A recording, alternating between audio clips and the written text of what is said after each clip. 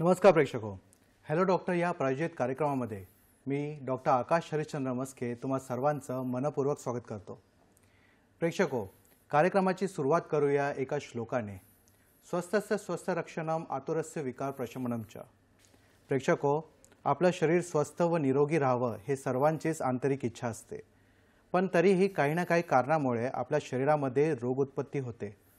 मग हे जे रोग असेल हे जर सुखसाध्य असेल तर ठीक, पण जर दुर्धर असेल, जर दुःखसाध्य असेल तर, आणि त्यातही कॅन्सरसारखा एखादा भयावह आजार जर असेल मग तर अजूनच भीतीचे वातावरण पसरते। मग अशा या रोगावरती चर्चा व मार्गदर्शन होणे फार महत्त्वाचे आहे। याच अनुषंगाने आपण आजचा विषय निवडला आहे। पाहूया आजचा विषय काय आहे ते। विषय आहे हाडांचा कर्करोग जागरूकता महिना। विषय आहे हाडांचा कर्करोग जागरूकता महिना। आणि या विषयावरती तज्ञ मार्गदर्शन व चर्चा करण्यासाठी आज आपल्यासोबत उपस्थित आहेत डॉक्टर संदीप सोनवणे सर। नमस्कार सर, आपल्या या कार्यक्रमामध्ये स्वागत आहे। नमस्कार। नमस्कार। महाराष्ट्राला सुपरिचित असं व्यक्तिमत्व आहे सरांचं, तरीही नव्या प्रेक्षकांसाठी मी पुन्हा एकदा सरांची ओळख करून देतो। डॉक्टर संदीप सोनवणे सर हे केईएम हॉस्पिटल मुंबई येथे अस्थिव्यंग विभागात प्राध्यापक आणि स्नातकोत्तर शिक्षक आहेत। ऑर्थोपेडिक आणि स्पाइन सर्जरी मध्ये त्यांनी विशेष प्रावीण्य प्राप्त केले आहे। 27 वर्ष अस्थिव्यंग विभागात व त्यातही 22 वर्ष केईएम हॉस्पिटल मुंबई येथे त्यांनी रुग्णसेवा केली आहे। सरांनी MS ही पदवी संपादन केल्यानंतर Japan, Germany, Korea, Switzerland, France आणि सिंगापूर येथे फेलोशिप पूर्ण केली आहे। त्यांचे अनेक राष्ट्रीय व आंतरराष्ट्रीय जर्नल्समध्ये लेख प्रकाशित झालेले आहेत। चला तर मुख्य कार्यक्रमाकडे वळूया। सर, पुन्हा एकदा तुमचं या कार्यक्रमामध्ये स्वागत आहे। धन्यवाद। सर, आजचा आपला विषय आहे हाडांचा कर्करोग याविषयी। तर विकृत अवस्थेकडे आपण नंतर वळूया। पहिल्यांदा आपण प्राकृत अवस्था काय असते हाडांची याबद्दल तुम्ही जरा आमच्या प्रेक्षकांना सांगा। तर आपण जर का हाडांचा एक बेसिक फ्रेमवर्क किंवा स्ट्रक्चर बघितलं तर तो एक डायलॉग आहे मुन्नाभाईमध्ये की 206 हाडं असतात। तसंच प्रत्येक हाड हे वेगळं असतं। बरोबर। आणि आपण जर का असं इमॅजिन केलं की झाड असं आणि झाडाच्या फांद्या असतात, तर बेसिकली हाडांना 2 पार्टमध्ये डिवाइड करता येईल। एक म्हणजे मधला कॉलम ज्याला मी स्पायनल कॉर्ड म्हणतो, आणि बाकी झाडाच्या फांद्या म्हणजे हात किंवा पाय किंवा बाकीचे सगळे बॉडीचे स्ट्रक्चर्स।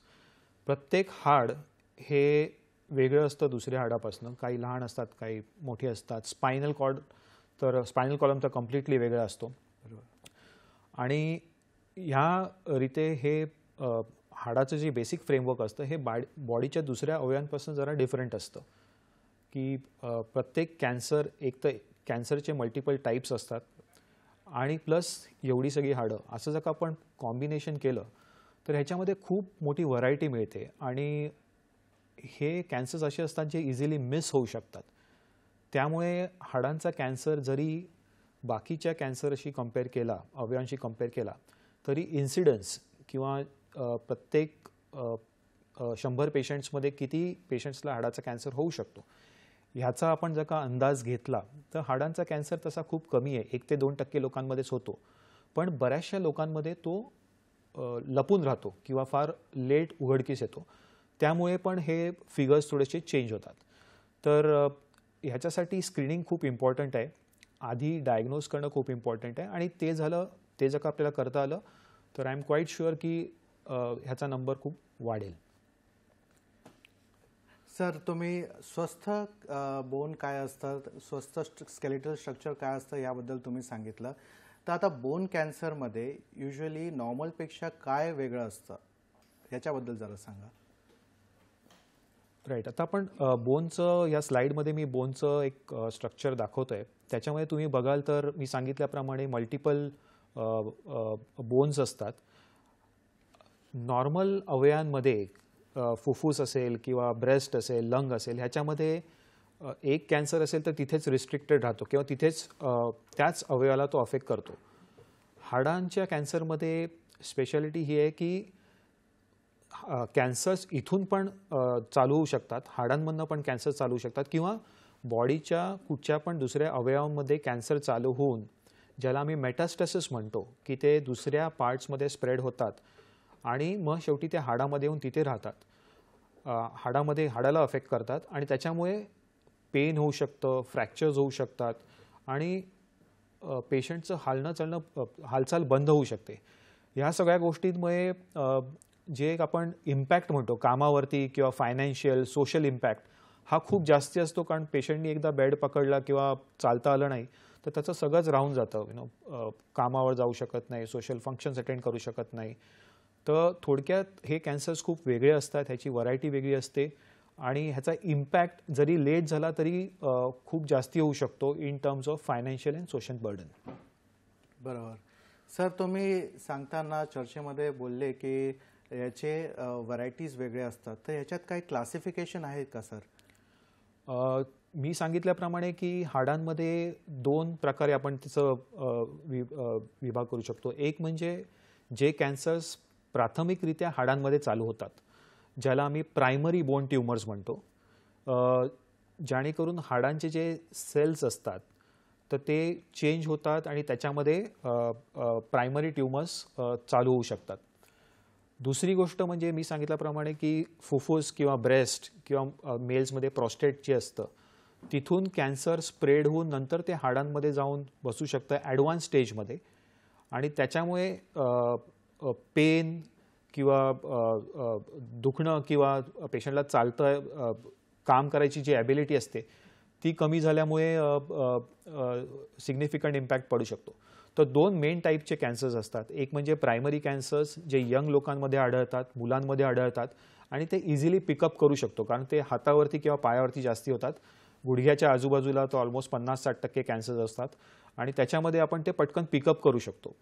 पण जे कॅन्सर स्प्रेड होऊन, ज्याला आम्ही सेकंडरी कॅन्सर्स म्हणतो किंवा मेटास्टॅसिस म्हणतो, ते स्प्रेड झाल्यानंतर जरी ते मणक्यामध्ये जाऊन बसले किंवा स्पायनल कॉर्डमध्ये जाऊन बसले तरी ते त्याची निदान करणं फार डिफिकल्ट असतं आणि जेव्हा निदान होतं तेव्हा मग थोडंसं लेट झाला असतो. तर ह्याच्यामध्ये भरपूर व्हरायटी आहे. प्रायमरी कॅन्सर्स आणि सेकंडरी कॅन्सर्समध्ये जे प्रेझेंटेशन आम्ही बघतो, पेशंटचं एज ग्रुप बघतो, सेक्स बघतो की मेल्समध्ये किती आहे, फिमेल्समध्ये किती आहे. मेल्समध्ये जास्ती असतो secondary cancers.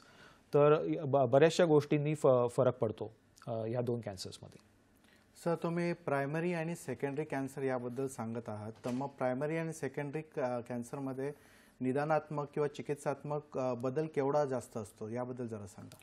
So primary कॅन्सर्समध्ये basically की आपल्याला पटकन ज्याला मी क्लिनिकल प्रेझेंटेशन म्हणतो, म्हणजे पेशंट काय कंप्लेंट्स घेऊन आपल्याकडे येतात की ते सांगतात की हातामध्ये दुखतं किंवा पायामध्ये दुखतं, सूज जाणवते, वजन कमी झालेलं असतं. त्यामुळे त्याचं निदान करणं पटकन जमतं. दुसरी गोष्ट म्हणजे हे जे कॅन्सर्स असतात, जे प्रायमरी कॅन्सर्स असतात, ते शक्यतो साधारण 40 वर्षाच्या आतमध्ये आपल्याला दिसतात. त्याच्यामुळे त्याचं निदान आपण मिस करणं जरा डिफिकल्ट असतं. सेकंडरी कॅन्सर्समध्ये ज्या पेशंट्सला दुसऱ्या अवयवामध्ये कॅन्सर झाला असेल तर सगळं लक्ष आपलं तिकडे जातं, त्या पर्टिक्युलर ऑर्गनवरती जातं. समजा फुफ्फुस असेल किंवा फिमेल्समध्ये ब्रेस्ट कॅन्सर असेल, मेल्समध्ये प्रोस्टेट कॅन्सर असेल, थायरॉईड कॅन्सर असेल, सगळं लक्ष तिथे गेल्यामुळे जरी आधीची लक्षणं दिसायला लागली आपल्याला की कुठे स्पाईनमध्ये पेन होतं आहे किंवा कुब्याच्या हाडामध्ये पेन होतं आहे, तर त्याच्याकडे दुर्लक्ष होत राहतं की हे धावपळीमुळे असेल किंवा बाकीच्या कुठच्या कारणामुळे असेल आणि त्याच्याकडे दुर्लक्ष झाल्यामुळे ते कॅन्सर्स मिस होऊ शकतात. दुसरी गोष्ट म्हणजे प्रायमरी कॅन्सर्समध्ये जे हाडावरती किंवा हातावरती किंवा पायावरती असतात, सूज पटकन येते, आपलं जे नॉर्मल रुटीन असते ते थांबतं, चालता येत नाही, गुडघ्यामध्ये दुखतं किंवा ताप येतो. रात्री झोपल्यावरती जे दुखणं असतं, नॉर्मली स्पीकिंग जर का आपलं थकवा वगैरे असेल तर रात्री झोपल्यानंतर आपल्याला बरं वाटतं. पण कॅन्सर्समध्ये उलटं असतं. प्रायमरी कॅन्सर्समध्ये झोपल्यावरती जेव्हा त्या कॅन्सर्समध्ये रक्तस्राव जास्ती होतो त्यावेळेस पेन जास्ती होऊ शकतो. आणि हे एक टिपिकल प्रायमरी कॅन्सर्सचं लक्षण आहे की झोपल्यावरती पेन होतं किंवा रात्रीचं पेन जास्ती होतं. That should draw our attention की हे प्रायमरी असू शकतं. आणि secondary cancers is basically bye ज्याला आम्ही एक्सक्लुजन म्हणतो की हाय डिग्री ऑफ सस्पिशन पाहिजे, आपल्याला संशय पाहिजे की हा सेकंडरी कॅन्सर असू शकतो कारण त्या पेशंटमध्ये प्रायमरी कॅन्सर ऑलरेडी एक्झिस्टिंग आहे. तर त्याच्यामुळे सेकंडरी कॅन्सर्स हे बेसिकली स्क्रीनिंग जर का आपण बघितलं किंवा प्राथमिक ज्याला आपण स्क्रीनिंग म्हणतो ते सेकंडरी कॅन्सरसाठी जास्त इम्पॉर्टंट असतं as compared to primary cancers. बरोबर. सर, तुम्ही प्रायमरी आणि सेकंडरी कॅन्सर यांचं क्लासिफिकेशन सांगितलं, याच्याबद्दलची भरपूर माहिती सांगितली. कॅन्सरबद्दल आपलं बोन कॅन्सरबद्दल आपल्याला कळायला लागलं आहे, पण आता याची कारणं कशी आहेत, काय आहे कारणं की ज्याच्यामुळे, किंवा रिस्क फॅक्टर्स काय आहेत की ज्याच्यामुळे बोन कॅन्सर होतं, याबद्दल जरा सांगा. सो बोन कॅन्सरसाठी रिस्क फॅक्टर म्हणजे नॉर्मल पण आपल्या बॉडीमध्ये कुठे पण कॅन्सर असला तर त्याच्यासाठी रिस्क फॅक्टर्स असतातच. पहिली गोष्ट म्हणजे धूम्रपान असेल किंवा स्मोकिंग असेल किंवा दारू किंवा अल्कोहोल इंटेक असेल किंवा जास्ती फॅट कंटेंट असेल, कोलेस्ट्रॉल असेल जास्ती, हेवी वेट असेल, तर ह्या सगळ्या गोष्टी कॉन्ट्रीब्यूट करतात. अपार्ट फ्रॉम दॅट काही असे ऑक्युपेशन्स आहेत किंवा काही अशी कामं आहेत ज्याच्यामध्ये कॅन्सर जास्ती होऊ शकतो. फॉर एक्झाम्पल रेडिएशन असेल, काही लोक न्यूक्लिअर ह्याच्यामध्ये काम करतात किंवा रेडिओलॉजी सेक्शन्समध्ये असतात. रेडिएशन पण जास्तीमुळे रेडिएशन इंड्यूस कॅन्सर्स पण होऊ शकतात. काही लोकांमध्ये आधीपासून एक जेनेटिक टेंडन्सी असते ज्याला आपण म्हणतो की फॅमिलीजमध्ये ब्रेस्ट कॅन्सर जसं आपण बघतो की एक फॅमिली हिस्ट्री असते म्हणून आपण ब्रेस्ट कॅन्सरसाठी रेग्युलरली स्क्रीनिंग सांगतो. तसंच फॅमिली हिस्ट्री जसं का असेल की बोन कॅन्सर्सची तर त्या पेशंटला 2 ते 3 टाइम्स जास्ती प्रॉबॅबिलिटी आहे बोन कॅन्सर्स होण्याची. अपार्ट फ्रॉम दॅट बाकीचे काही कंडिशन्स असतात की आधी एखादा बिनाईन कॅन्सर म्हणजे ज्याला आपण सौम्य कॅन्सर म्हणतो त्या पेशंटला सौम्य कॅन्सर झाला असेल आणि त्याची ट्रीटमेंट झाली असेल, काही वर्षानंतर त्याचं रूपांतर घातक कॅन्सरमध्ये किंवा मॅलिग्नंट कॅन्सरमध्ये होऊ शकतं. तर हाय रिस्क फॅक्टर्स जर का आपण बघायला गेलं तर फॅमिली हिस्ट्री असेल तर किंवा बाकीचे काही हाय रिस्क फॅक्टर्स असेल तर की हाडामध्ये कॅल्शियमची कमी असेल, ज्याला मी एक आजार आहे ज्याला मी पॅगेट्स डिसीज म्हणतो. तर पॅगेट्स डिसीज असेल तरी पण chances of developing cancer are more. तिसरी गोष्ट म्हणजे आधी काही कॅन्सर झाला असेल बॉडीमध्ये कुठे पण तर over a period of time 4-5 वर्षानंतर 10 वर्षानंतर डिपेंडिंग ऑन त्या कॅन्सरची किती ॲग्रेसिव्हनेस आहे सेकंडरी मेटास्टॅसिस होऊ शकतात. तो cancer over a period of time बॉडीमध्ये हाडामध्ये स्प्रेड होऊ शकतो आणि 5 ते 10 वर्षानंतर तो स्वतःला पुढे आणू शकतो. सर, तुम्ही रिस्क फॅक्टर्सबद्दल फुल एकदम छान प्रकारे माहिती दिली आहे. पण सर, आता समजा एखाद्याला कॅन्सर होतोच आहे, तर मग त्याच्यामध्ये जेंडरचं काय रोल असतो का? म्हणजे सामान्यतः हे जे कोणकोणत्या प्रकारचे कॅन्सर होऊ शकतात, मेल किंवा फिमेल याच्यामध्ये? तर जेव्हा आम्ही कॅन्सरचं डिव्हिजन करतो आता मेल 3-4 प्रकारचे प्रायमरी अवयवाचे जे कॅन्सर आहेत ते फार कॉमन असतात. पहिली गोष्ट म्हणजे लंग कॅन्सर. लंग कॅन्सरचा इन्सिडन्स साधारण 70% of lung cancers can metastasize over a period of time. म्हणजे 70% पेशंट्स, 100पैकी 70 पेशंट्स ज्यांना लंग कॅन्सर झाला असतो ते साधारण 5-10 वर्षानंतर त्यांना परत ते रिकरन्स झालं तर ते मेटास्टेसाइज होऊ शकतात. लंग हा कॉमन झाला in males and females, but lung कॅन्सरचा incidence by probability is more in males because of other factors like धूम्रपान आहे, स्मोकिंग आहे किंवा ऑक्युपेशनल हजार्ड्स आहेत, काम करणारे असतं, पॉल्युशन असतं. फिमेल्समध्ये आपण जे बघतो ते ब्रेस्ट कॅन्सर असतं की ब्रेस्ट कॅन्सरच्यामुळे पण जर का कॅन्सरचे ते सेल्स असतात ते रक्तवाहिनीमध्ये स्प्रेड झाल्या तर ते हाडांमध्ये किंवा स्पाईनमध्ये जाऊन तिथे वाढू शकतात. So in females it is breast cancer. Uterine cancer in females the incidence is very less. In terms of percentage breast cancer is around 50 to 60%. मेल्समध्ये ॲज आय सेड लंग एक असू शकतं. दुसरं म्हणजे प्रोस्टेट ग्लँड. प्रोस्टेटमधनं जे cancers prostate ग्लँडचं जे cancer primary prostate cancer जे असतात त्याच्यामध्ये रिझल्ट्स खूप चांगले असतात. ज्याला मी डेथ रेट म्हणतो किंवा 5 इयर सर्वायवल रेट म्हणतो ते खूप चांगलं असतं प्रोस्टेट ग्लँड कॅन्सर्समध्ये. पण जेव्हा ते मेटास्टेसाइज होतात किंवा हाडामध्ये जाऊन बसतात त्याच्यानंतर मग ते हाडं ठिसूळ करतात, त्याच्यामध्ये फ्रॅक्चर्स होऊ शकतात, ते फ्रॅक्चर्स जॉईन व्हायला प्रॉब्लेम होतो. आणि चौथं कॅन्सर म्हणजे thyroid. Again thyroid cancer is common for males and females both. So 4 cancer, एक म्हणजे लंग कॅन्सर, दुसरं म्हणजे uterine cancer, third is breast cancer and thyroid cancers. आणि हे सोडून बाकीचे सगळे कॅन्सर्स आहेत जे प्रायमरी लहान वयामध्ये अफेक्ट करतात. जसं की गुडघ्याच्या आजूबाजूचे कॅन्सर्स जास्ती करून आम्ही साधारण वयोगट 10 ते 20, 25, 30च्या आसपास बघतो.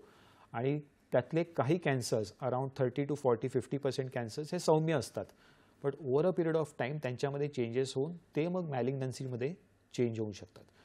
तर प्रत्येक कॅन्सर प्रायमरी किंवा सेकंडरी हे वयोगटानुसार डिवाईड करणं फार महत्त्वाचं आहे, in addition to the sex incidents. बरोबर. तर चर्चेच्या वळणावरती आपल्याला एक टेलिफोन कॉल आलेला आहे. नमस्कार.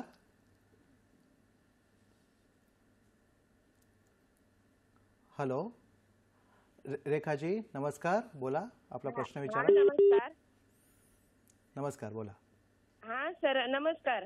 नमस्कार, बोला. प्रश्न विचारा तुमचा. हा सर, ते काय झालं, ते आमच्या आईला जरा सांधिवाताचा आजार आहे आणि भावांना पण तुम्ही तुमच्या टीव्ही संचाचा आवाज जरा कमी करा आणि नंतर सलग प्रश्न विचारा. असं का? विचारा, तुमचा प्रश्न विचारा. हा सर, ते कसं आहे, ते मम्मीला माझ्या डायबिटीस आहे आणि त्यांना कसं आहे, आता त्यांचं वय 65 आहे आणि त्यांना कसं आहे, मणक्यामध्ये आणि हाडामध्ये, जॉन्डिस मध्ये आणि हाडामध्ये जास्त दुखणं आहे त्यांचं. आणि सार्थक क्लिनिक म्हणून इथं जिल्हा लातूर औसा तालुका, तर जिल्हा परिषद मधून त्यांना दवाखाना चालू आहे. ते ह्याचे सांधिवात तज्ञ त्यांच्याकडे फिजिशियन आम्ही ट्रीटमेंट करत आहे, तरी काही फरक पडत नाही गेलाय त्यांना त्या औषध गोळ्याचं. सगळं टोटल त्यांचं रिपोर्ट बी काढलं तर काही समजून सांगितलं नाही सरांनी. तुमचा प्रश्न काय आहे? आमचा प्रश्न काय एवढंच की ते आमच्या आईचे जॉन्डिस आहेत ना, ते दुखायचं कमी होत नाहीत, चमक आहे जास्त. काय करायला पाहिजे? सर, हा आपल्या विषयाशी तेवढा निगडीत नाही आहे, पण तुमच्या विषयाशी निगडीत आहे, तर तुम्ही जरा. ॲक्च्युली रेखाजी, तुम्ही हा प्रश्न तुमचा जो आहे हा कदाचित आजच्या टॉपिकशी रिलेटेड नाही आहे. पण मला असं वाटतं की हे एज रिलेटेड किंवा वयानुसार चेंजेस असतील, त्याच्यासाठी तुम्ही तुमचे स्पेशलिस्ट ऑर्थोपेडिक आणि रुमॅटॉलॉजी जे डॉक्टर असतात, संधिवाताचे तज्ज्ञ असतात, त्यांना दाखवलं तर तपासणी करून मला खात्री आहे की एक निदान करता येईल आणि निदान केल्यावरती मग सगळ्या गोष्टींसाठी उपचार आपल्याकडे अवेलेबल आहे. नक्कीच. प्रेक्षको, चर्चा रंगत चालली आहे. आपण ही चर्चा पुढे नेणारच आहोत, पण एका छोट्याशा विश्रांतीनंतर. कुठेही जाऊ नका, पाहत राहा तुमचा आवडता कार्यक्रम हॅलो डॉक्टर.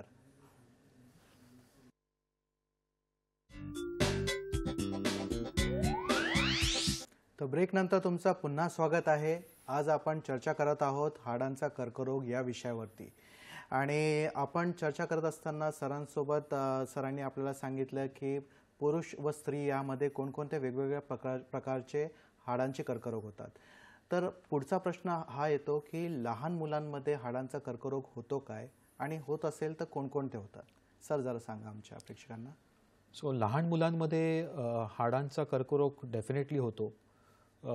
पण इकडे कॅच असं आहे की आपण ते मिस करणं फार इझी असतं. कारण नॉर्मली कसं असतं की कॅन्सरमध्ये जे प्रेझेंटिंग साईन्स असतात किंवा जे चिन्ह असतात, ते एक म्हणजे दुखणं असतं, दुसरं म्हणजे सूज असते, तिसरं म्हणजे थकवा येणं असतं, चौथं म्हणजे चालताना किंवा एखादी गोष्ट करताना त्रास होण्याची शक्यता असते, आणि पाचवं म्हणजे वेट लॉस. ह्या 4-5 गोष्टी नॉर्मली कॅन्सर्समध्ये आपल्याला दिसतात.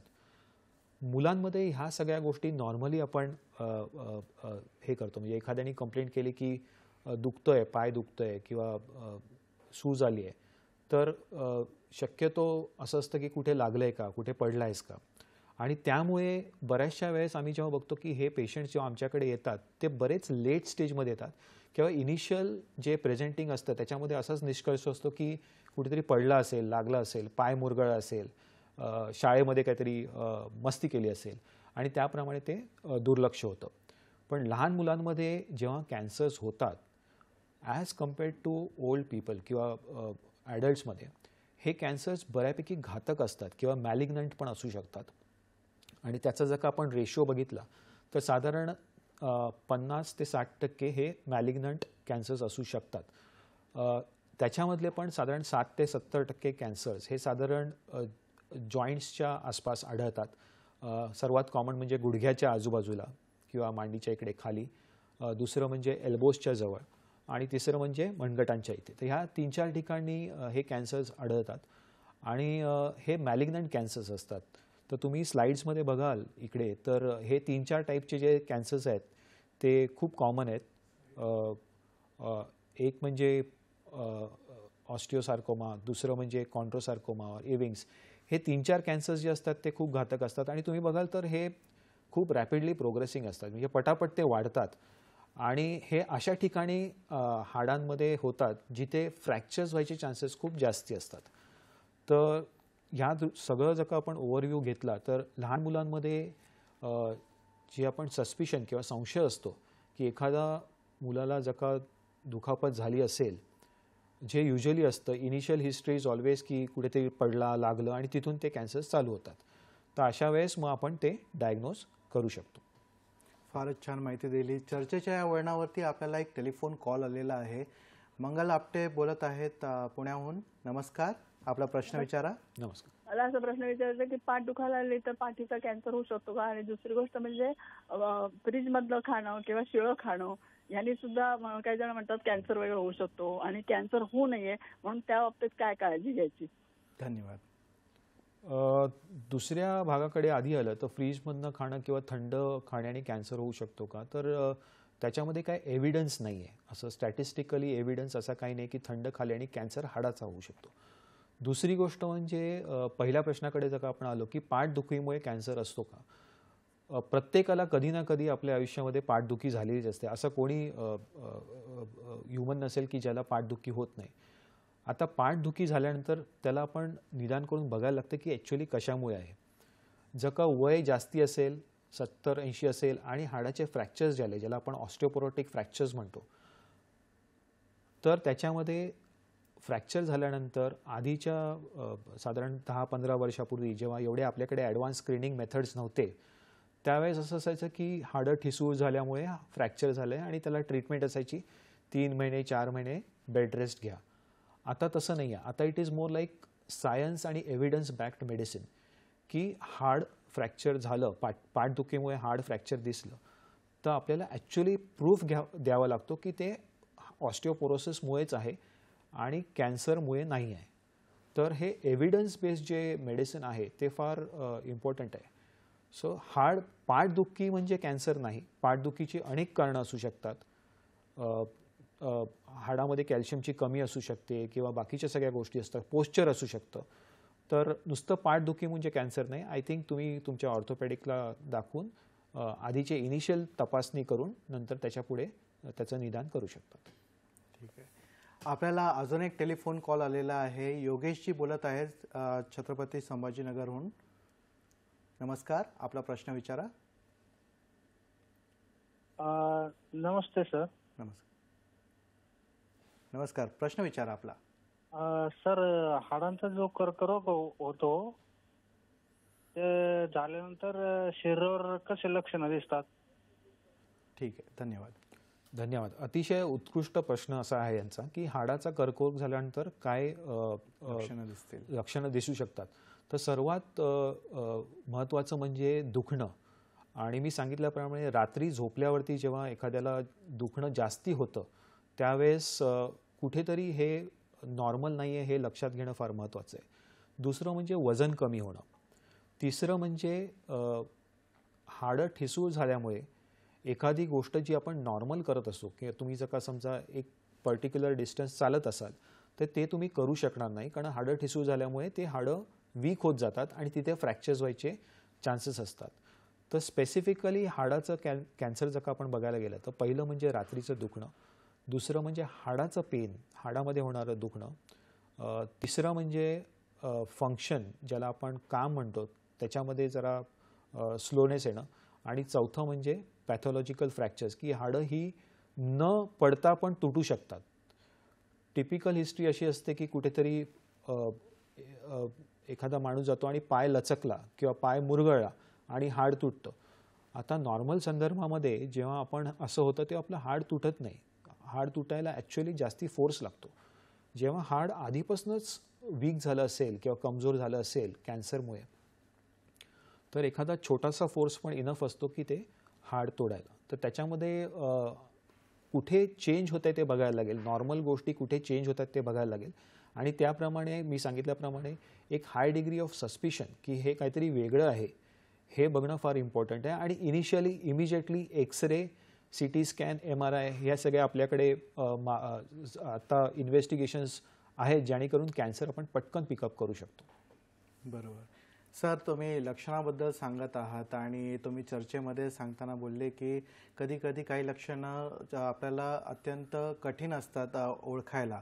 तर असं मिसडायग्नोस्ड असलेले किंवा एखाद्या जर विचार केला निदानास कठीण आणि अत्यंत दुर्धर असं कोणते कॅन्सरचा प्रकार आहे का, त्याबद्दल जरा सांगा. मी सांगितल्याप्रमाणे की असे काही कॅन्सर्स असतात हाडाचे जे सायलेंट असतात, ज्याला मी सायलेंट किलर्स म्हणतो, आणि ते लवकर उघडकीस येत नाहीत. सर्वात इम्पॉर्टंट जर का आपण बघितलं स्पाईनचे जे कॅन्सर्स असतात ज्याला आपण स्पायनल कॉर्ड ट्युमर्स म्हणतो, ते बऱ्याच वेळेस लपून राहतात. की इनिशियल मी जे काही लक्षणं सांगितली की दुखतं किंवा रात्रीचं दुखतं, ते आपण सहज थकवा आला आहे किंवा काम जास्ती झालं आहे, एक्झर्शन जास्ती झालं आहे म्हणून ते आपण बाजूला ठेवू शकतो. तर स्पाईन कॅन्सर्स एस्पेशली लपून राहू शकतात आणि ते तेवढेच घातक पण असतात. तर तुम्ही जर का या स्लाईडमध्ये बघाल इथे, तर साधारण प्रायमरी अवयव जर का बघितले तर साधारण 60 ते 70% स्प्रेड स्पाईन कॅन्सर्समध्ये असतो, आणि त्याच्यामध्ये नसवरती दबाव येऊन पायामध्ये वीकनेस पण येऊ शकतो, फ्रॅक्चर्स पण होऊ शकतात. आणि युजली कॅन्सरमुळे जर का वीकनेस आला किंवा फ्रॅक्चर झालं तर recovery as compared to other आजार ही खूप स्लो असते किंवा कधी कधी होत पण नाही, कारण रक्तस्राव जो असतो ते मध्यबिंदूमध्ये स्पायनल कॉर्डमध्ये रक्तस्राव थांबतो आणि त्याच्यामुळे जे वीकनेस येतं ते परमनंट कदाचित राहू शकतं. त्याच्यामुळे spine cancers is something which we should be aware of. बरोबर.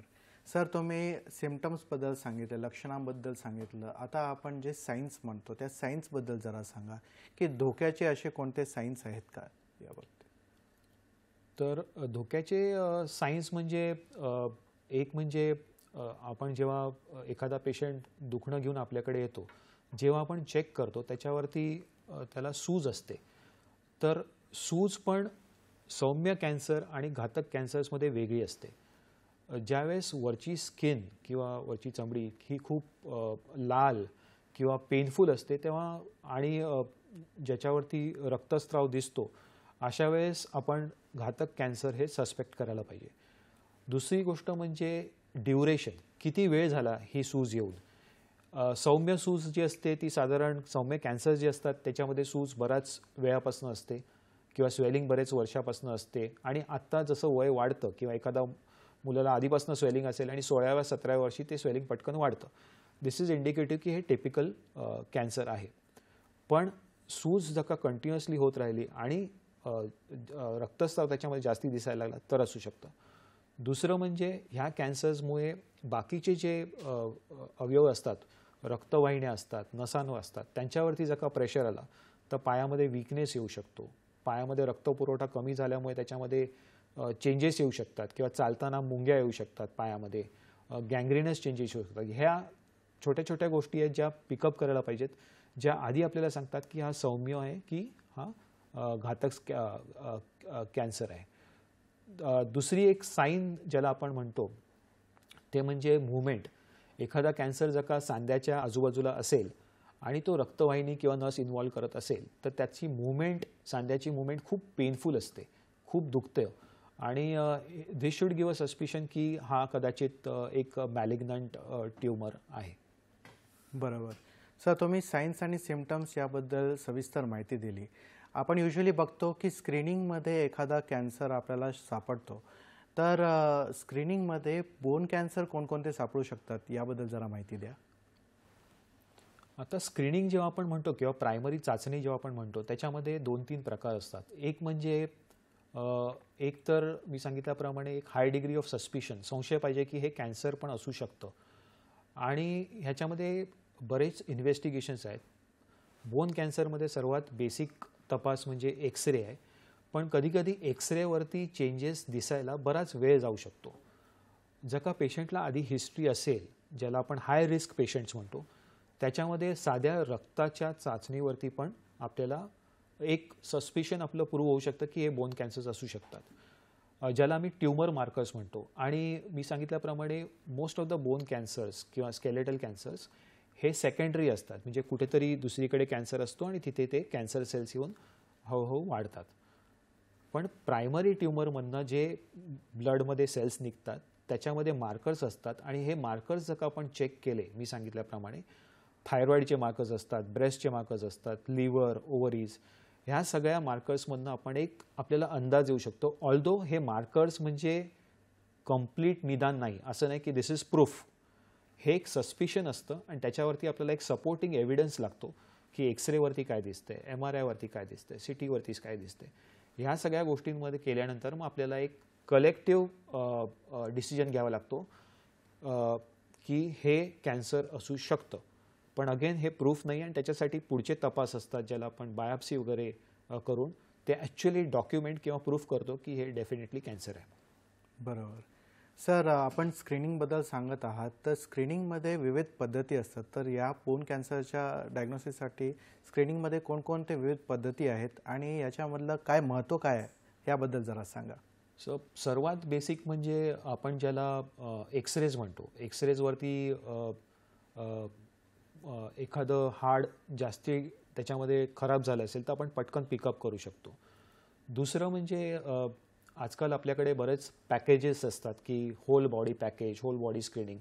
त्याच्यामध्ये आम्हाला असं आढळतं की आपण बाकीचे सगळ्या अवयवांचे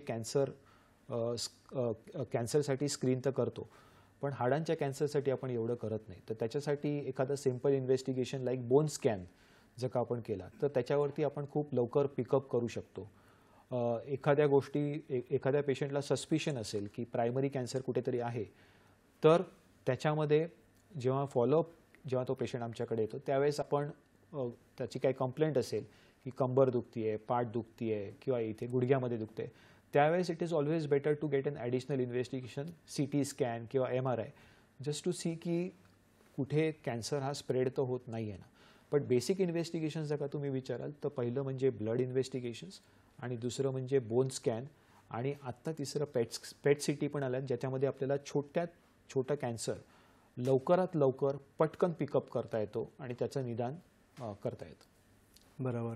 सर, तुम्ही इन्व्हेस्टिगेशन सांगत होते आणि चर्चेमध्ये सांगताना तुम्ही म्हणाले की होल बॉडी पॅकेज वगैरे युजली आपण घेतो, आणि आपण स्क्रीनिंग करताना बऱ्याचदा ब्लड टेस्ट पण करतो. तर सामान्यतः जे आपण कॉमन ब्लड टेस्ट जे करतो त्याच्यामधून आपल्याला बोन कॅन्सरबद्दल माहिती कळू शकेल काय? सामान्य ब्लड टेस्टमध्ये थोडंसं मुश्किल आहे, कारण नॉर्मल जे ब्लड टेस्ट करतात ते आपण पॅकेजमध्ये इन्क्लूड असतं. ते साधे हिमोग्लोबिन किंवा कंप्लीट ब्लड काउंट किंवा शुगर लेवल्स किंवा लिव्हर फंक्शन, ह्या सगळ्या गोष्टी, बाकीचे किडनी फंक्शन. तर ॲडव्हान्स स्टेजमध्ये गेल्याशिवाय इकडे जरा डिफिकल्ट आहे पिकअप करणं.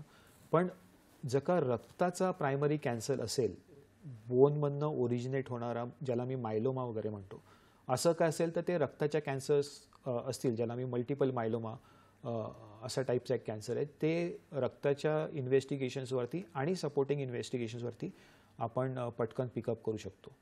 बट ओव्हरऑल जर का तुम्ही म्हणाल तर साध्या रक्ताच्या चाचणीवरती पिकअप करणं थोडंसं डिफिकल्ट जाऊ शकतं. अच्छा. सर, एवढा तुमचा 27 वर्षाचा रुग्णानुभव आहे, तर तुम्ही एवढ्या लोकांची सेवा केलेली आहे. तर तुमच्या स्मरणात राहिलेले एखादा पेशंटचा अनुभव असेल तर त्याबद्दल जरा आम्हाला सांगा. असे ॲक्च्युली बरेच अनुभव आहेत ज्याला मी मिस्ड डायग्नोसिस म्हणतो. आणि मी बेसिकली स्पाईन किंवा मणक्याच्या आजारांवरती इलाज करतो. त्याच्यामुळे माझं सस्पिशन त्या कंडिशन्समध्ये जास्ती आहे. पण बऱ्याच वेळेस असं होतं की एखादी गोष्ट एस्पेशली ओल्ड एजमध्ये जेव्हा मणके दबतात तेव्हा आपण असं धरून चालतो की हे ठिसूळ हाडांमुळे आहे किंवा ऑस्टिओपोरोटिक फ्रॅक्चर्स आहे. पण आश्चर्य किंवा धक्कादायक गोष्ट असं आहे की जे आपण सो कॉल्ड सौम्य ऑस्टिओपोरोटिक फ्रॅक्चर्स किंवा हाडांच्या ठिसूळपणामुळे फ्रॅक्चर्स म्हणतो त्याच्यामध्ये 30% चान्स आहे की हे फ्रॅक्चर्स मॅलिग्नंट निघू शकतात. त्यामुळे लास्ट 10 वर्षापासून ह्याची ट्रीटमेंट बरीच चेंज झाली आहे. एक अप्रोच जो असतो तो बराच चेंज झाला आहे. आता आम्ही असं बघतो प्रत्येक पेशंट जो ऑस्टिओपोरोटिक फ्रॅक्चर घेऊन आमच्याकडे येतो त्याच्यामध्ये बायोप्सी ही नेसेसरी असते प्रूव्ह करण्यासाठी. आणि जर का हे कॅन्सर्स पटकन पिकअप करता आले जे आम्ही बऱ्याचशा पेशंट्समध्ये पिकअप केलेले आहेत तर त्याचं निदान व्यवस्थित होऊ शकतं, त्याची ट्रीटमेंट व्यवस्थित होऊ शकते आणि ह्या पेशंट्सला आपण सर्जरीपासून वाचवू शकतो. कारण नॉर्मली जे ऑस्टिओपोरोटिक फ्रॅक्चर्स असतात ते over a period of time ठीक होतात. पण कॅल्शियम मेटास्टॅटिक किंवा कॅन्सर्समुळे जे ऑस्टिओपोरोटिक फ्रॅक्चर्स होतात ते over a period of time त्याचा मणका जास्ती दबत जातो, हाड पाठी सरकतं, मोठी नस जी असते ज्याला मी स्पायनल कॉर्ड म्हणतो त्याच्यावरती दबाव येऊन पेशंटला वीकनेस येऊ शकतो आणि या पेशंट्सला मग सर्जरी लागते. असे बरेच अनुभव आहेत ज्याच्यामध्ये पेशंट लेट डायग्नोज येऊन त्यांना सर्जरी लागलेली आहे. आणि जे आत्ता आम्ही एक सायंटिफिक अप्रोच घेऊन प्रत्येक पेशंटकडे आम्ही त्याचं बायोप्सीसाठी पाठवतो. आपल्याला या चर्चेच्या या वळणावरती एक टेलिफोन कॉल आलेला आहे. दादारावजी आहेत. नमस्कार, आपला प्रश्न विचारा. हा नमस्कार सर, मी मोहोळवरून बोलतो, दादाराव काळे. नमस्कार, बोला. नमस्कार. हा सर, 50 नंतर आहार काय घ्यावा आणि झाल्यानंतर किती टक्के कॅन्सर बरा होऊ शकतो झाल्यानंतर? ठीक आहे, धन्यवाद. तर अगेन हा प्रश्न जे आहे ते आपण 2 भागांमध्ये डिवाइड करूया की 50 नंतर आहार काय घ्यावा. ह्याचं उत्तर कदाचित ह्या टॉपिकशी रिलेटेड नसेल. ऑब्व्हियसली आपल्याला साखर कमी खायची असते, तेल कमी खायचं असतं, हे आपल्याला सगळ्यांना माहिती आहे. ह्याचा डायरेक्टली कॅन्सरशी काही संबंध नाही. दुसरं जर का कॅन्सर डिटेक्ट झाला तर इट डिपेंड्स की तो कुठच्या प्रकारचा कॅन्सर आहे. 50 नंतर असे बरेचसे कॅन्सर्स असतात जे सौम्य कॅन्सर्स पण असतात. आता मेडिकल सायन्स एवढं ॲडव्हान्स झालेलं आहे ज्याला आम्ही टीमवर्क म्हणतो की आधी साधारण 10-15 वर्षापूर्वी आपल्याकडे एवढे चांगले मेडिसिन्स नव्हते किंवा सर्जरी केल्यानंतर पण रिझल्ट्स एवढे चांगले नव्हते जे आता आम्ही आणतो आहे. आपल्याकडे आता यंत्रणा आहेत सेफ ट्रीटमेंट देण्यासाठी, रेडिओथेरपी आहे, केमोथेरपी आहे. तर ह्या सगळ्या गोष्टींनी आत्ता आम्ही जर का बघितलं तर एक जज करायचं पॅरामीटर म्हणजे एखाद्या पेशंटला कॅन्सर झाला 50 नंतर तर तो 5 वर्षानंतर जिवंत राहील की नाही राहील, ज्याला मी 5 इयर सर्वायवल रेट म्हणतो.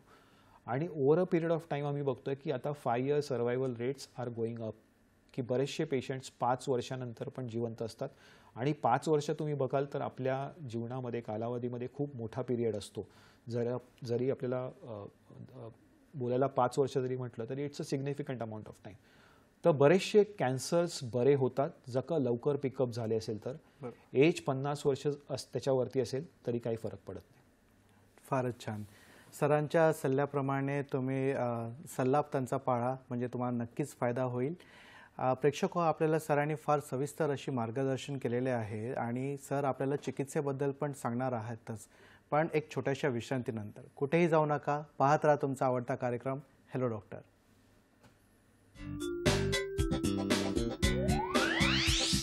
ब्रेकनंतर तुमचं पुन्हा स्वागत आहे. आज आपण चर्चा करत आहोत हाडांचा कर्करोग या विषयावरती. सरांसोबत आपण चर्चा करत असताना साईन सिम्पटम्स आणि कोणकोणती लक्षणं आहेत त्या सगळ्याबद्दल माहिती करून घेतली आहे. आता इन्व्हेस्टिगेशन्स कोणकोणते करायचे, निदान कसं करावं याबद्दल आपण जाणून घेऊया. सर काय सांगाल? तर जेव्हा पेशंट येतो आमच्याकडे आणि एक इनिशियल सस्पिशन असतं, बोन कॅन्सर्समध्ये सर्वात बेसिक तपास म्हणजे एक्सरे असतो. आता तुम्ही या एक्सरेजवरती बघाल इथे की हे 4 वेगवेगळ्या एरियाजचे एक्सरेज आहेत, जेणेकरून पेशंटला नुसतं दुखणं होतं आणि केवळ एक्सरेवरती हे प्रूव्ह झालं, ऑलमोस्ट प्रूव्ह झालं की हे कॅन्सर्स आहेत. तर एक म्हणजे पहिलं म्हणजे शोल्डरमध्ये आहे इथे, दुसरं म्हणजे हाडामध्ये आहे. एस्पेशली हाडाचे जे कॅन्सर्स असतात हे, तर ते हाडामध्ये कुठेतरी दुखतं आहे आणि मसल पेन आहे म्हणून आपण ते दुर्लक्ष करतो. तिसरं म्हणजे पॅथॉलॉजिकल फ्रॅक्चर्स. साध्या सिम्पल फोर्समुळे, पाय मुरगळ्यामुळे पण फ्रॅक्चर्स होऊ शकतात आणि ह्याच्यामध्ये एक हाय डिग्री ऑफ सस्पिशन पाहिजे की हे कॅन्सरमुळे असू शकेल. किंवा चौथं म्हणजे गाठ येणं, आणि ह्या सगळ्या गोष्टी आपल्याला एक्सरेजवरती पिकअप करता येतात. हा पहिला निदान करण्याचा एक माध्यम झालं. दुसरं म्हणजे ॲडिशनल इन्फॉर्मेशन काय पाहिजे असेल की कॅन्सरमध्ये कुठच्या टाईपचं आहे, पुढे जाऊन काय कॉम्प्लिकेशन्स होऊ शकतात, म्हणजे नसवरती दबाव आहे, रक्तवाहिनीवरती दबाव आहे, स्प्रेड किती आहे, ह्या कॅन्सरचं नेचर काय आहे, सौम्य आहे की मेटास्टॅटिक आहे, ॲग्रेसिव्ह आहे. याच्यासाठी आपण आता MRI पण आपल्याकडे आलेले आहेत की फक्त हाडालाच लिमिटेड आहे की हाडाच्या बाहेर पण पसरलेला आहे. आणि तिसरं आणि सर्वात इम्पॉर्टंट गोष्ट म्हणजे CT scan. CT scan actually आपल्याला दाखवतं की हाडामध्ये किती डिस्ट्रक्शन झालेलं आहे. जेव्हा कॅन्सर आतून हाड खातं तेव्हा हाडाच्या आतमध्ये किती खड्डा झाला आहे, त्याप्रमाणे आपण ट्रीटमेंट कॅरी आऊट करू शकतो. ह्या 3-4 गोष्टी झाल्यानंतर आपल्याला की कॅन्सर तिथेच आहे की अजून स्प्रेड झाला आहे हे बघण्यासाठी पेट CT स्कॅन करून घ्यावा लागेल. तर 4 गोष्टी, एक म्हणजे एक्सरे, दुसरं म्हणजे MRI जे आपल्याला दाखवतो की रक्तवाहिनी किंवा सॉफ्ट टिश्यूज कुठे इन्वॉल्ड आहेत का, तिसरं म्हणजे ॲक्च्युली हाडाचं आतून किती डिस्ट्रक्शन झालेलं आहे, किती हाड खराब झालेलं आहे, त्याच्यासाठी CT स्कॅन, पेट CT हे बघण्यासाठी बॉडीमध्ये कुठे स्प्रेड झाला की नाही. ह्या 3-4 गोष्टी आल्यानंतर हे सपोर्टिंग एव्हिडन्स असतं की हा कॅन्सर असू शकतो. आणि त्याच्यानंतर आपल्याला जर का एक प्रूफ पाहिजे असेल तर मग डेफिनेटली आम्ही बायोप्सी करतो, जेणेकरून आपण कॅन्सरची जी गाठ असतो त्यातला एक छोटासा तुकडा काढून तपासणीसाठी पाठवतो, बघण्यासाठी की ह्याचं नेचर काय, की सौम्य आहे, मॅलिग्नंट आहे, आणि त्याच्यावरती जे रिपोर्ट्स आपल्याला येतात त्याप्रमाणे मग आपल्याला ट्रीटमेंट करता येतं. बरोबर. सर, हे झाले बोनचे कॅन्सर. तुम्ही स्पाईन स्पेशालिस्ट आहात, सुपर स्पेशालिटी तुमची स्पाईन आहे, तर मग स्पाईनच्या कॅन्सरबद्दलचं काही अनुभव असेल तर ते सांगा. राईट. सो स्पाईनचे जे कॅन्सर्स असतात, आता ह्या स्लाईडमध्ये तुम्ही बघाल इथे, तर अगेन स्पाईनमध्ये 2 प्रकारचे कॅन्सर्स असतात. एक म्हणजे जे प्रायमरी स्पाईनमधूनच येतात, ज्याला आम्ही जायंट सेल किंवा बाकीचे सगळे ट्यूमर्स आहेत, आणि दुसरं म्हणजे कुठच्या तरी दुसऱ्या अवयवातनं ते कॅन्सर स्प्रेड झालेले असतात. जे प्रायमरी स्पाईन ट्यूमर्स असतात त्याचं एक पॅटर्न वेगळं असतं. ते बरेच ज्याला ॲग्रेसिव्हली म्हणतात ते स्प्रेड होतात, आणि तुम्ही इथे बघाल तर ती ही जी मोठी नस आहे ज्याला आपण स्पायनल कॉर्ड म्हणतो त्याच्यावरती प्रेशर येऊन वीकनेस किंवा पॅरालिसिस होण्याची शक्यता दाट असते प्रायमरी मॅलिग्नंट स्पाईन ट्यूमर्समध्ये.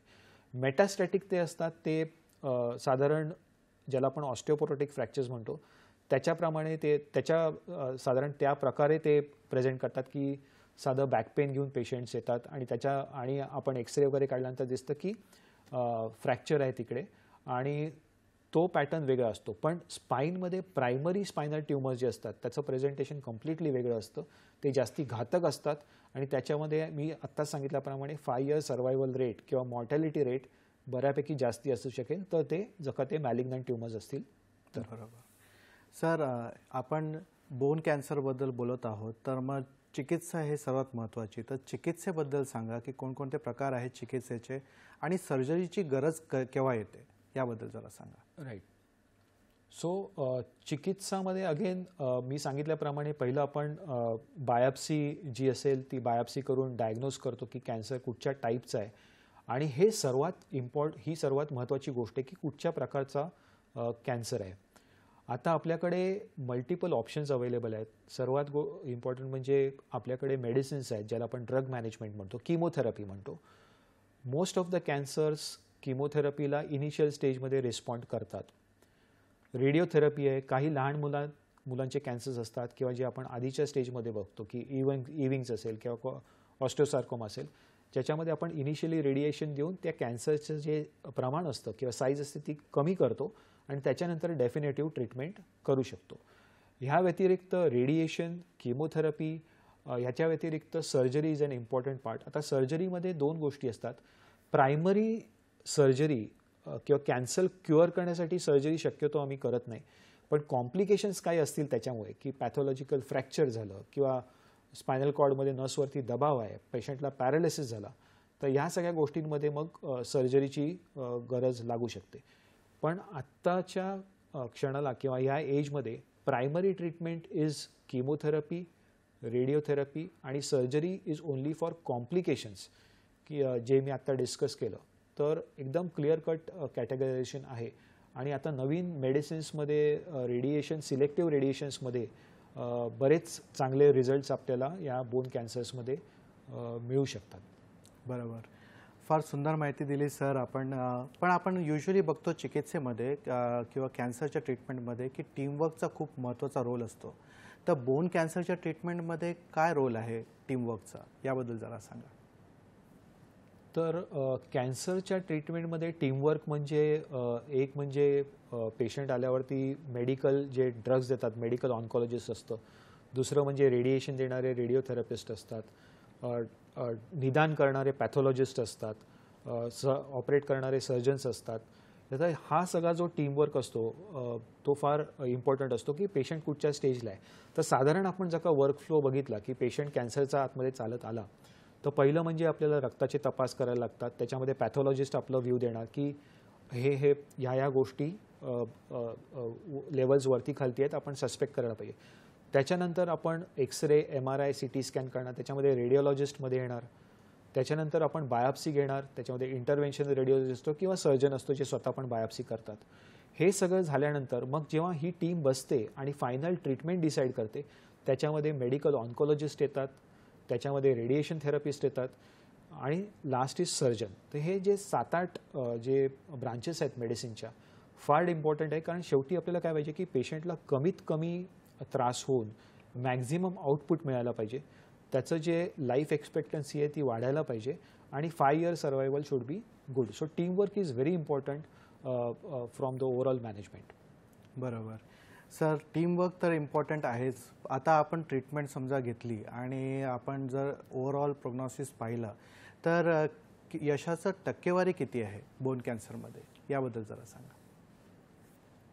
तर आधी डिस्कस केल्याप्रमाणे जेव्हा आम्ही इन्सिडन्स मी सांगितलं की 100 पेशंट्समध्ये किती टक्के लोकांना बोन कॅन्सर असू शकतो, तो फार कमी होता. आणि दिस वॉज बिकॉज की ते पुढे यायचे नाही किंवा आम्ही डायग्नोज करायला ते लपून राहायचे कॅन्सर्स. आता आम्ही बघतोय तर आम्ही निदान खूप चांगल्या रीते करतो, ट्रीटमेंट चांगल्या रीते करतो. ह्या स्लाईडमध्ये तुम्ही बघाल तर हा एक डेटा आहे ऑल ओव्हर द वर्ल्ड की ब्रेस्ट कॅन्सर असेल तर साधारण त्याचं 75% ब्रेस्ट आणि प्रोस्टेटचं 75% इन्सिडन्स असतं बोनमध्ये. आणि साधारण लाईफ एक्सपेक्टन्सी ते 1.5 वर्ष ते 2 वर्ष ब्रेस्टमध्ये, प्रोस्टेटमध्ये 1 वर्ष ते 4 वर्ष 5 वर्ष असं असू शकतं. आणि as the cancers the incidence goes down त्याचं लाईफ एक्सपेक्टन्सी कॅन इम्प्रूव्ह. पण हा ओल्ड डेटा आहे. अगेन जर का आपण लास्ट 6 महिन्यामध्ये, 8 महिन्यामध्ये, 2 वर्षामध्ये बघितलं तर लवकर निदान करून त्याची जर का व्यवस्थित ट्रीटमेंट केली तर हे फिगर्स बरेच चेंज होताना मला दिसत आहेत येत्या 5 ते 10 वर्षामध्ये. ओके सर, ते शेवटी आपल्या प्रेक्षकांना काय संदेश द्याल तुम्ही? संक्षेपमध्ये जरा आमच्या प्रेक्षकांना संदेश द्या जरा. पहिलं म्हणजे आपण प्राथमिक चाचणी जेव्हा करतो तर नॉर्मली आपण जे मेल्स असतात तर प्रायमरी चाचणी करताना लक्ष द्यायला पाहिजे की जे दुखणं जे असतं बॉडीमध्ये किंवा बोन्समध्ये ते नॉर्मल आहे की नाही आहे. मी सांगितल्याप्रमाणे रात्रीचं जर का पेन होतं आहे, तुम्हाला माहिती आहे की तुमची बॉडी किती पेन टॉलरेट करू शकते. जर का त्याच्यापेक्षा जास्ती पेन होत असेल तर स्क्रीनिंग हे फार इम्पॉर्टंट आहे. फिमेल्समध्ये आपण प्रत्येक फिमेलमध्ये जर का हिस्ट्री असेल तर ब्रेस्ट स्क्रीनिंग तर हे फार कॉमन आहे. पण ब्रेस्ट स्क्रीनिंग बरोबर I think it is very important to go in for a PET CT scan की बघण्यासाठी की अजून कुठे स्प्रेड नाही आहे. मुलांमध्ये जर का जी हिस्ट्री असते, कुठेतरी लागला, पडलं, पाय मुरगळला आणि तर हे 2-3 दिवसामध्ये जर का पेन कमी झालं नाही तर डॉक्टरांकडे निश्चित तुम्ही जायला पाहिजे आणि ॲटलिस्ट एक चेक करायला पाहिजे की हे नक्की तेच कारण आहे आणि दुसरं काही नाही आहे. बरोबर. फारच सुंदर आणि सविस्तर अशी माहिती दिली सर. सर आज आपण इथे आलात, आमच्या प्रेक्षकांच्या प्रश्नांची उत्तरे दिली आणि आम्हाला मुलाचे मार्गदर्शनही केले. या सर्वासाठी मी सह्याद्री वाहिनीतर्फे आणि प्रेक्षकांतर्फे तुमचे आभार मानतो. धन्यवाद सर. धन्यवाद. प्रेक्षको, आजचा आपला कार्यक्रम तुम्हाला कसा वाटला नक्की कळवा. आमच्या सोशल मीडिया वेबसाईटवरती जे आहे hellodoctor2026@gmail.com. आपण वेळ झाली आहे तुमची रजा घेण्याची. पुन्हा भेटूया एका नव्या विषयासह तुमच्या आवडत्या कार्यक्रमामध्ये, ज्याचं नाव आहे हेलो डॉक्टर. तोपर्यंत स्वस्थ राहा, मस्त राहा, हसत राहा. धन्यवाद.